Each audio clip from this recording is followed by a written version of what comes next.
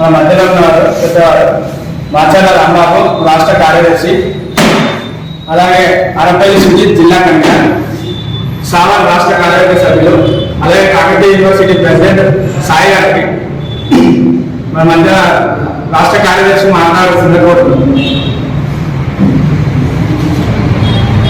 Print and electronic media మిత్రులకు నమస్కారం. ఈ నెల 23, 24, 25 తేదీలలో సిద్దిపేట గడ్డ మీద అఖిల భారత విద్యార్థి పరిషత్ 43వ రాష్ట్ర మహాసభలు నిర్వహించడం జరిగింది. అటు పూర్వ కార్యకర్తలు, అదేవిధంగా ప్రస్తుత కార్యకర్తలు, ప్రింట్ ఎలక్ట్రానిక్ మీడియా బంధుగణం సహకారంతో విజయవంతంగా పూర్తి చేసుకోవడం జరిగింది. ఈ యొక్క రాష్ట్ర మహాసభలలో ఈ రాష్ట్రంలో ఉన్నటువంటి విద్యారంగ పరిస్థితి ఏ విధంగా ఉంది, ఈ రాష్ట్రంలో ఎలాంటి పరిస్థితులు జరుగుతున్నాయి, తర్వాత ఈ రాష్ట్రంలో గురుకులాల్లో, సాంఘిక సంక్షేమ హాస్టల్లో పరిస్థితులు ఏ విధంగా ఉన్నాయని చెప్పేసి 3 తీర్మానాలను రాష్ట్ర స్థితి, విద్యారంగ స్థితి, గురుకుల సంక్షేమ హాస్టల్లో స్థితి గురించి 3 తీర్మానాలు ప్రవేశపెట్టడం జరిగింది. ఈ తీర్మానాల్లో అక్కడ పాల్గొన్నటువంటి విద్యార్థి నాయకుల నుండి, విద్యార్థుల నుండి సవరణలు కోరడం జరిగింది. ఆ సవరణలు కూడా వాటితో జోడించి వాటి ప్రభుత్వానికి ఇవ్వడం జరుగుతుంది. ఈ యొక్క రాష్ట్రంలో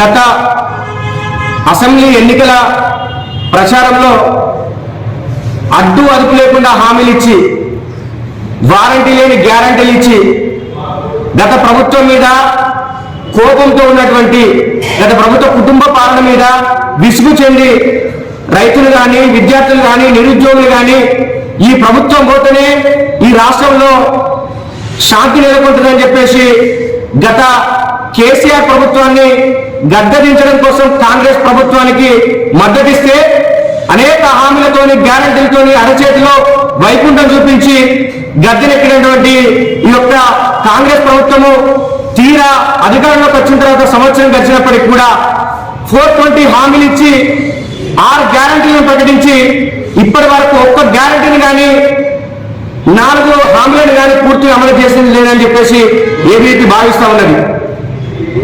ఈ యొక్క రాష్ట్రంలో శాంతి భద్రతలు చూసుకున్నట్టయితే హైదరాబాద్ మహానగరంలో పోలీస్ పికెటింగ్లు పెట్టి 144 సెక్షన్ పెట్టి ఎక్కడ నలుగురు గుమిగుండే కానీ వాళ్ళను అరెస్ట్ చేసేటువంటి పరిస్థితి వచ్చింది.